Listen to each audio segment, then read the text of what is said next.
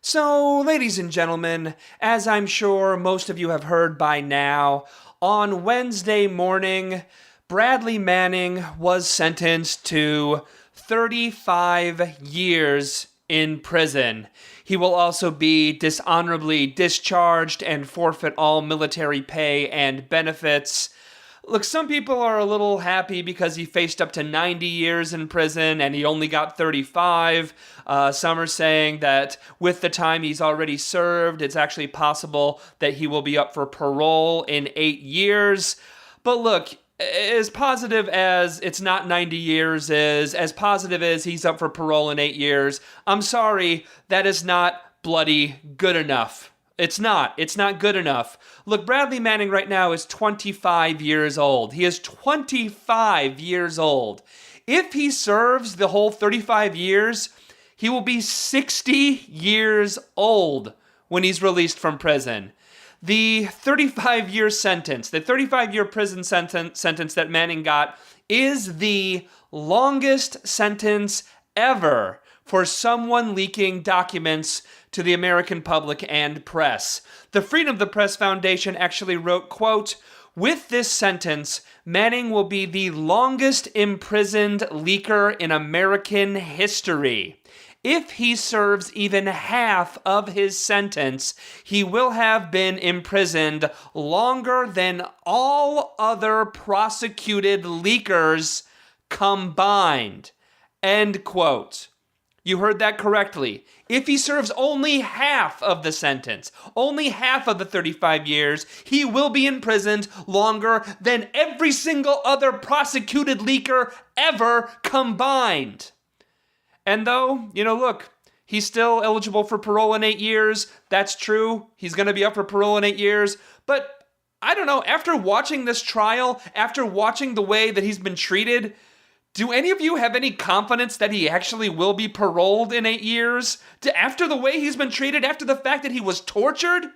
Do you really think that? Do you think that? I mean, look, we can hope, we can, and we need to work on this. We need to, get organizing to try to get this, a lot of public pressure to get him out. But who knows what's going to happen? We have no idea.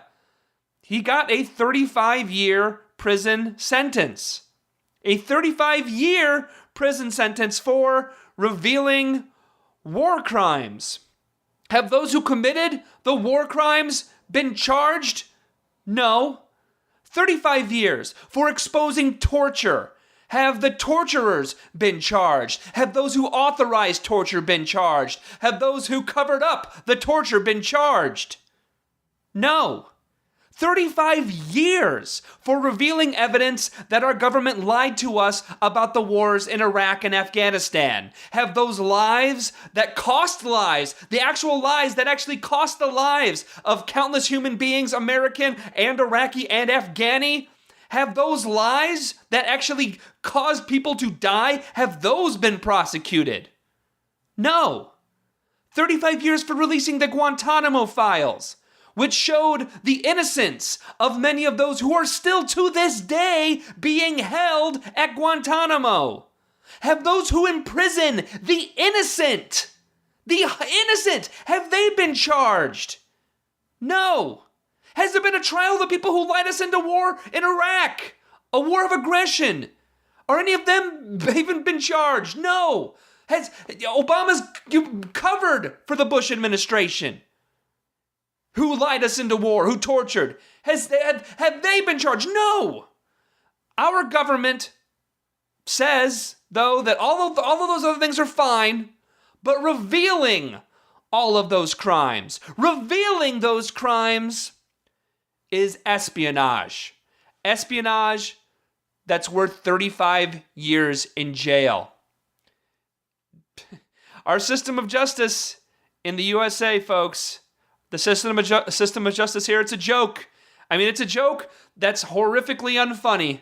It is an unfunny joke because, as this trial and conviction demonstrates, and of course we have countless other instances of our justice system being a joke. We all, we talk about it all the time on the show. But here's another instance for you. This trial and this sentence of 35 years, make no mistake, folks, this is not not on purpose. This is not a mistake.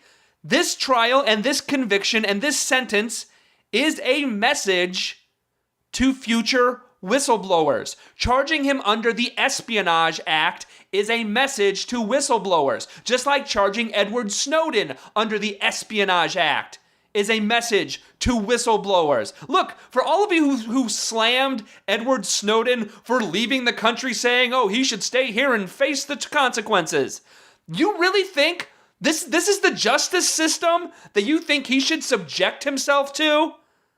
35 years? After the verdict was handed down on Wednesday, Bradley Manning's lawyer, he said that Manning was actually the one after the trial who was trying to cheer everyone up. He actually said, quote, he said, "Hey, it's okay. It's all right. I know you did everything you could for me. Don't cry. Be happy. It's fine. This is just a stage in my life. I am moving forward. I will recover from this." End quote. That's what Bradley Manning told his lawyer. He said he's going to move forward and he's going to recover from this. He shouldn't have to. He shouldn't have to. We have failed. We have failed as a society. To let it get to this point, we have failed. And of course, there are countless other instances of our failures. But this is a huge one right now. After the verdict, Bradley Manning's lawyer actually read a statement from Manning. His lawyer is going to send this letter to President Barack Obama to ask that President Obama, pardon Bradley Manning, or at the very least commute his sentence. We're going to end this segment by reading Bradley Manning's full statement. It's a little long, but look, it's the absolute least we can do. After everything that Manning's revealed, after all he's shown us through everything that he leaked while he's been a whistleblower, that he's going to spend 35 years in jail, it's the very least we can do is read his full statement. This, again, is Bradley Manning's post-conviction statement that was read by his lawyer. Again, Bradley Manning's full statement begins, quote, "The decisions that I made in 2010 were made out of a concern for my country and the world that we live in. Since the tragic events of 9/11, our country has been at war. We've been at war with an enemy that chooses not to meet us on any traditional battlefield, and due to this fact, we've had to alter our methods of combating the risks posed to us and our way of life. I initially agreed with these methods and chose to volunteer to help defend my country. It was not until I was in Iraq and reading secret military reports on a daily basis that I started to question the morality of what we were doing. It was at this time I realized in our efforts to meet this risk posed to us by the enemy, we had forgotten our humanity.